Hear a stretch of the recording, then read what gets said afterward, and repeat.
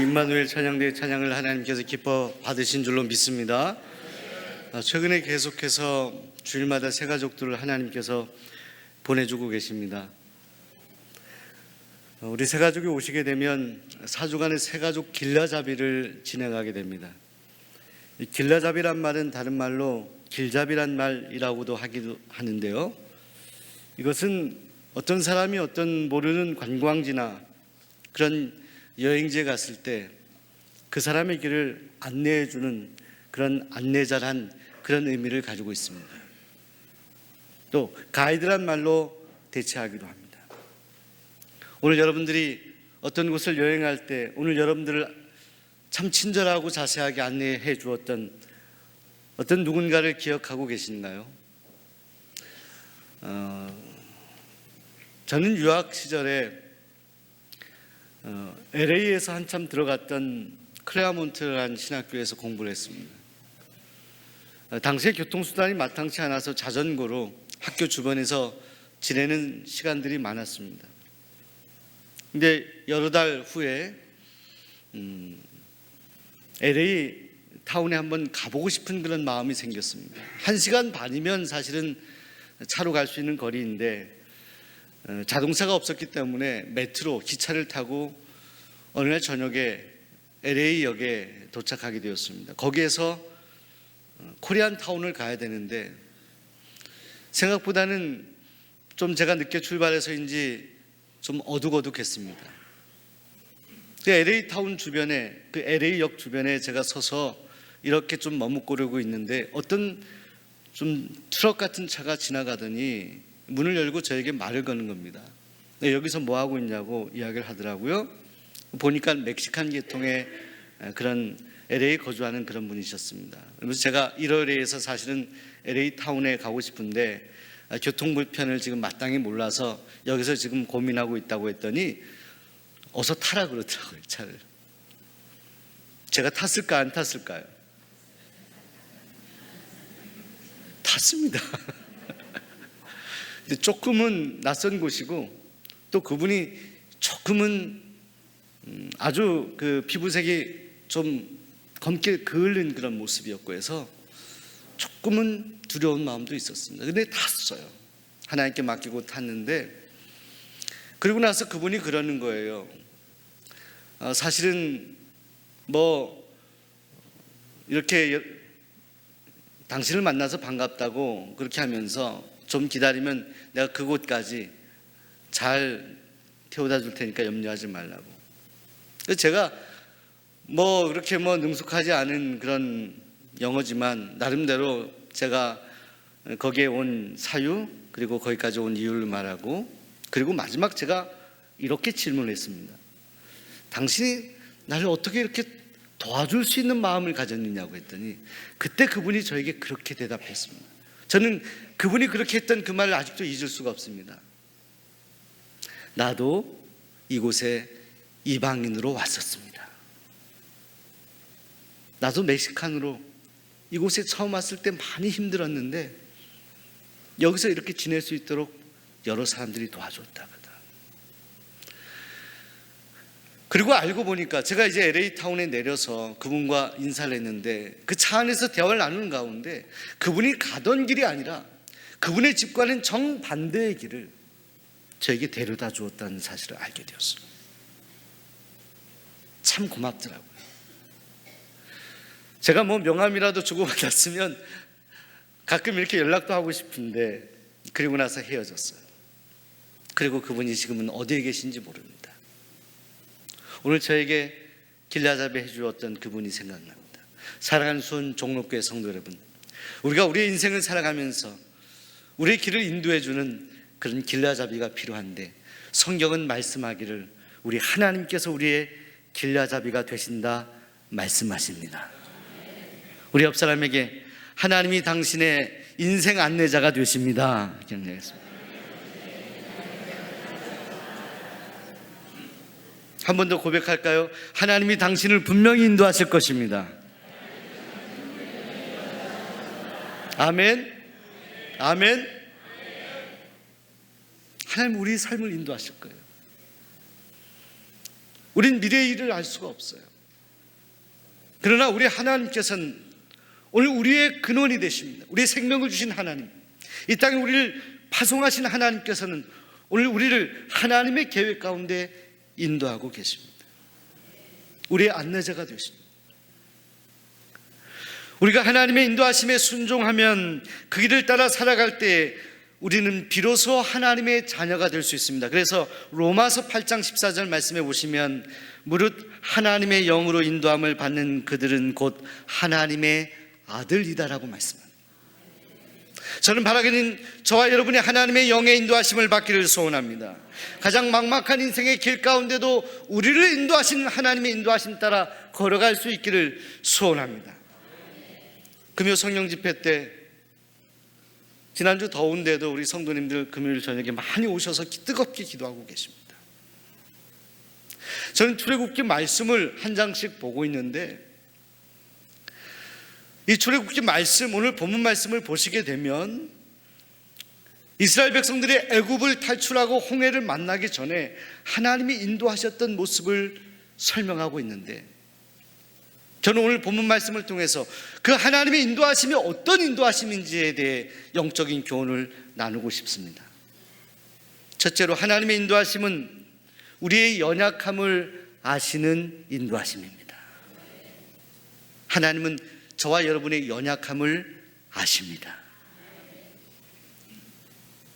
이스라엘 백성들이 애굽을 탈출하여 이제 하나님이 인도하신 가나안 땅으로 가는 길인데, 근데 사랑하는 여러분, 오늘 말씀을 보시게 되면 하나님께서는 그들을 블레셋 사람이 있는 땅으로 인도하시지 아니하셨다 말씀합니다. 그리고 성경은 자세하게 그 이유에 대해서도 말씀하는데, 만약 블레셋 땅으로 이스라엘 백성들을 인도했을 때 저들이 전쟁을 두려워해서 다시 과거로 돌아가자는 이야기를 할 것 같은 염려를 하나님이 하셨습니다. 하나님은 블레셋 땅, 블레셋 족속들이 사는 그 길로, 그 지름길로 인도하시지 아니하셨습니다. 왜요? 하나님이 우리의 연약함을 아시기 때문에. 이스라엘 백성들의 연약함을 알고 있었어요. 이스라엘 백성들은 광야 생활 가운데 수없이 반복하면서 사실은 모세를 거스르는 것이 아니라 하나님의 인도하심을 거스렀을 때가 많았습니다. 어려움을 당할 때마다 왜 우리를 이 광야로 인도했는지에 대해서 질문하고 불만했습니다. 그리고 끊임없이 내뱉는 반복적인 말이 무엇입니까? 다시 애굽으로 돌아갔으면 좋겠다는. 사랑하는 여러분, 비록 광야 생활이라 하더라도 그들이 가는 곳은 가나안입니다. 그들은 목적을 향해 가고 있었습니다. 척박하고 좁은 길이었지만 그들은 하나님이 인도하신 길로 가고 있었습니다. 그런데 어려움을 당할 때마다 그 하나님이 주시는 비전을 바라보지 못하고 삶의 목적을 바라보지 못하고 당장의 현실을 바라보며 다시 애굽으로 돌아가기를 원했습니다. 이 연약함을 하나님이 아시고 블레셋을 만나 저들이 겁이 나서 다시 애굽으로 돌아갈까를 염려하신 하나님께서 블레셋 땅의 길로 가지 않게 하셨습니다. 사랑하는 여러분, 하나님은 우리의 연약함을 아십니다. 그리고 우리 연약함을 아시는 하나님께서는 우리에게 감당할 시험만을 주십니다. 우리는 감당하기 어렵다고 하지만 하나님은 무자비한 하나님이 아니십니다. 우리가 가장 고통스러운 순간에도 우리의 연약함을 아시고 우리 연약함에 맞게 하나님은 맞춤형으로 우리의 길을 살피시고 인도하시는 하나님이십니다. 여러분, 어떤 순간에도 다시 돌아가지 마시기 바랍니다.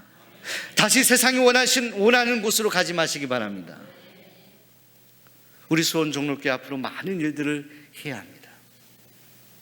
저는 보이지 않는 교회, 예배, 기도, 섬김, 전도, 차세들을 위한 여러 가지 양육, 이 모든 일을 해야 됩니다. 그리고 5가지 기도 제목처럼 보이는 교회, 건축에 관련된 일도 해야 됩니다. 2가지의 무게가 사실은 저를 누를 때도 있습니다. 그러나 저는 여러분들과 함께 기도하며 우리 연약함을 아시는 하나님께서 우리의 길을 살펴주시고 인도하신 그 길을 일하면 결코 뒤를 돌아보지 아니하고 앞으로 나아갈 것입니다. 우리가 연약하다고 뒤를 돌아보아서는 안 됩니다. 하나님이 인도하시는 길을 주목하고 앞을 바라보아야 됩니다. 하나님 우리의 연약함을 아시고 인도하십니다.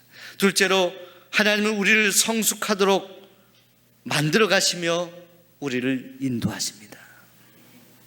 여러분, 하나님께서는 블레셋 땅의 길을 피하게 하셨습니다. 그리고 18절 말씀을 보시게 되면 홍해의 광야길로 돌려 백성을 인도했다고 말씀합니다. 여러분, 지름길이 아니라 홍해를 만나는 먼 길을 가게 하셨습니다. 왜 그렇습니까? 하나님은 이 길을 선택하신 그 이유가 있습니다. 비록 홍해가 있더라도 그 길을 만나더라도 그 길 속에서 어려움을 당해도 그 과정에서 성숙한 하나님의 사람이 되도록 하나님은 그 홍해의 길을 선택하셨습니다. 사랑하는 여러분, 우리에게는 빨리빨리라는 습관이 있습니다. 빨리빨리. 뉴욕에 어떤 분이 가서 한국 분인데 택시를 탔는데 그 택시기사에게, 미국 분에게 빨리빨리 가라고 영어로 그 택시기사가 막 달렸다고 합니다. 근데 한참 가다가 택시기사가 그렇게 묻더래요. 한국말을 조금 했나 봐요. 근데 어디로 가야 되는 거예요? 빨리 가라고는 했는데 어디로 가라는 목적지를 이야기 안 했다는 거예요. 사랑하는 여러분, 오늘 여러분의 인생길이 빠르게 가고 있습니까? 천천히 가고 있습니까? 우린 빨리 가야 됩니까? 천천히 가야 됩니까? 오늘 여러분을 향한 계획에 대해서 우리가 빨리 다름질해야 됩니까? 아니면 천천히 도보해야 합니까? 오늘 수원 종로교회를 향한 하나님의 계획을 바라보며 여러 가지 비전들을 우리가 놓고 기도하고 있는데 우리는 하나님께, 하나님, 이거 빨리 가야 되는 겁니까? 천천히 가야 되는 겁니까? 사랑하는 여러분, 우리는 하나님의 백성이기 때문에 그 박자와 속도를 우리가 결정하면 아니 됩니다. 하나님이 빨리 인도하시면 빨리 가야 되고요, 하나님이 더디게 하시면 천천히 가야 되고요, 하나님이 때로 멈추라 하시면 우리는 그 자리에서 한 발자국도 움직이지 말고 멈추어야 합니다. 하나님의 인도하심 따라 먼 길을 돌아가더라도 하나님은 그 길을 선택하셨습니다. 그를 통해서 이스라엘 백성들을 훈련시키시고 하나님의 사람으로 만들어가기 위한 하나님의 방법이었습니다. 잠언서 21장에 조급한 자는 궁핍함의 일을 따름이니라 말씀했습니다. 조급한 자가 궁핍함에 이른다 말씀입니다. 당장 눈에 볼 때 우리가 빨리 가야 되는 길이라 하더라도 하나님께 묻고 가야 됩니다. 하나님이 천천히 가라 하시면 우리는 빠른 걸음을 멈추고 다시 천천히 걸어가야 합니다. 사랑하는 여러분, 저는 여러분의 인생 가운데 또 우리 교회를 향하신 하나님의 타이밍, 하나님의 카이로스, 하나님의 거룩한 시간들에 맞추어 우리 모든 성도가, 우리 수원종로교회가 하나님의 박자에 맞춰 걸어갈 수 있는 하나님의 백성들이 되기를 소원합니다. 마지막으로 하나님은 밤에도 쉬지 아니하시는 인도하시는 하나님이십니다. 밤에도 쉬지 않고 인도하시는 하나님이십니다. 여러분, 모세는 하나님의 인도하심을 따라 숫곳을 떠나 광야 에담이라는 곳에 장막을 치게 됩니다. 그런데 이 광야길 가운데 하나님께서는 낮에는 구름 기둥으로 밤에는 불 기둥으로 인도하셨습니다. 21절 말씀에 낮이나 밤이나 하나님은 이스라엘 백성들을 진행시키셨다 말씀합니다. 주야로 그들은 걸어갔어. 저들은 쉬지 아니하고 낮에도 밤에도 하나님이 가라 하면 갔다는 거예요. 기둥으로 하나님이 가라 하면 얼른 가고 멈추라 하면 멈췄던 것입니다. 여러분, 당시에 낮에는 구름 기둥을 하는데 낮에는 뙤약볕이 쬐이는 사막 기후이기 때문에 굉장히 더웠던 기후였습니다. 그래서 이 구름 기둥이 펼쳐졌을 때 저들은 시원함을 느꼈다고 합니다. 밤에는 사막 기후라서 추웠어요. 따뜻한 불 기둥으로 인도하시는 하나님의 인도하심이었다. 그런데 A.W. 핑크라는 학자는 이것에 대해서 조금 반론을 제기합니다. 출애굽기 14장 24절의 말씀에 이런 말씀이 있습니다. 새벽에 여호와께서 불과 구름 기둥 가운데서 애굽 군대를 보시고 애굽 군대를 어지럽게 하셨다는 말씀입니다. 이 구름 기둥들은 하나님이 이스라엘 백성들을 인도하시는 그런 기둥이기도 했지만 애굽 군대를 혼란케 하신 하나님의 영적인 기둥이었습니다. 그런데 거기에 보면 새벽에 불과 구름 기둥 가운데서 애굽 군대를 인도했다 말씀합니다. 그래서 핑크라는 학자는 그렇게 얘기해요. 아랫부분은 구름 기둥이고 그 꼭대기 위에는 불 기둥이었다는, 이것이 하나인데 이 하나의 기둥이 낮에 그리고 밤에 인도함을 하셨다는 그런 주장을 하기도 합니다. 그 기둥이 어떤 기둥일지 우리가 다 알 수는 없지만 그러나 분명한 것은 하나님은 이 기둥을 통해서 이스라엘 백성을 인도하셨다는 거예요. 근데 오늘 본문 말씀을 통해서 제가 묵상하는 가운데 제가 궁금한 것이 생각했습니다. 왜 하나님이 굳이 밤에도 인도하셨을까요? 밤엔 자야 될 때거든요. 잠을 자야 될 때인데 하나님 밤에도 불기둥으로 인도하셨다. 제가 이 말씀을 묵상할 때 그저 밤으로 묵상했습니다. 근데 오늘 본문 말씀을 여러 번 묵상하는 가운데 제 마음속에 들어온 하나의 감동이 있었습니다. 밤? 우리 인생의 밤, 우리가 어두울 때,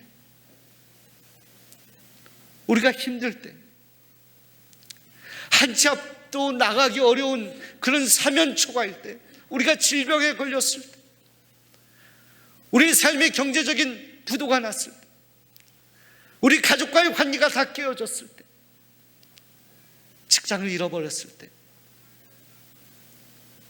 오늘 우리 인생의 밤, 이 밤에도 하나님은 불기둥으로 우리를 인도하시는 하나님이시다. 하나님은 밤에도 쉬지 아니하신다. 우리는 오해합니다. 우리가 힘들고 고통당할 때 그때 하나님 여전히 우리와 함께 하시는지를 묻게 됩니다. 그런데 오늘 말씀은 말씀하는 거예요. 하나님이 이스라엘 백성들 밤에도 하나님은 그들과 함께 하시고 그들을 인도하셨다는 것입니다. 오늘 광복절 기념 예배를 드리고 있습니다. 우리 민족의 고통의 순간들, 민족의 밤, 이 역사 속에 어두운 밤의 때에도 하나님은 이 민족을 인도하셨습니다. 8월 15일 예상할 수 없었던 이 일제의 압제의 그 어두운 밤 속에서 우리 민족을 해방시키시고 자유케 하셨습니다. 이것이 우리 사람이 한 일입니까? 이것이 우리 인생들이 한 일입니까? 우리 민족을 긍휼히 여기신 하나님의 강권적인 불기둥 인도하심 아닐까요? 지금 어렵다고 합니다. 이 어려울 때 그 어려운 문제만을 바라보지 마시고 그 밤에 집중하지 마시고 역사 가운데 여전히 우리와 함께 하시고 그 밤에도 우리의 삶을 인도하셨던 하나님을 바라볼 수 있기를 소원합니다. 우리 곁에 계신 분들에게 하나님은 밤에도 역사하십니다.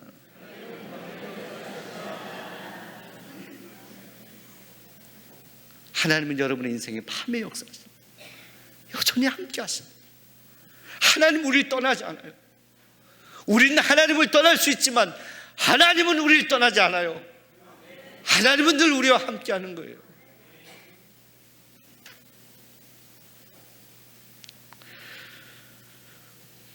어떤 사람이 일생을 살고 저 천국에 갔다라고 합니다. 근데 그분이 너무너무 힘들고 어려운 그런 세월을 살아서 하나님께 질문을 드렸다는 거예요. 주님, 저와 늘 동행하셨죠? 함께 하셨죠? 맞죠? 주님께서 그 사람에게 끄덕끄덕 하시면서 걸어온 발자국을 보여주셨는데 거기 보니까 발자국이 있어요. 발자국이 있어요. 근데 이 발자국 옆에 또 하나의 발자국이 있어요. 보니까 발자국이 두 개거든요. 내가 너와 늘 함께했어. 너의 발자국 옆에 내 발자국, 너와 동행했던 흔적이 있단다. 근데 이 발자국을 보니 한참 이렇게 보니까 이 발자국이 늘 두 개가 있었는데 끊어진 구간이 있어서 그때 가만히 생각해 보니까 이 사람이 가장 힘들고 어려웠던 그 시절에 바로 그 발자국이 하나밖에 없던 거예요. 그때 그래서 그 사람이 주님께, 주님, 이때 제가 가장 힘들었는데 이때 왜 저와 함께 해주시지 않았습니까? 그때 주님께서 그에게 말씀합니다. 사랑하는 아들아, 그것은 내 발자국이야. 너가 힘들어 더 이상 한 걸음도 걷기 어려울 때 내가 너를 업었어. 내가 너를 업고 갔어. 내가 너를 업었단다. 난 너와 늘 함께 했어. 늘 함께. 사랑하는 여러분, 올 여러분의 인생이 어두울 때 그 밤길 가운데서도 하나님은 여러분과 함께 하십니다. 함께 오셨고 여러분의 인생의 마지막 숨을 거둔 그 순간까지 우리 주님은 여러분과 동행할 것이고, 우리가 숨을 거두더라도 주님은 우리를 그 영원한 품 안에 안아주실 것입니다. 함께 우리 기도하기를 원합니다.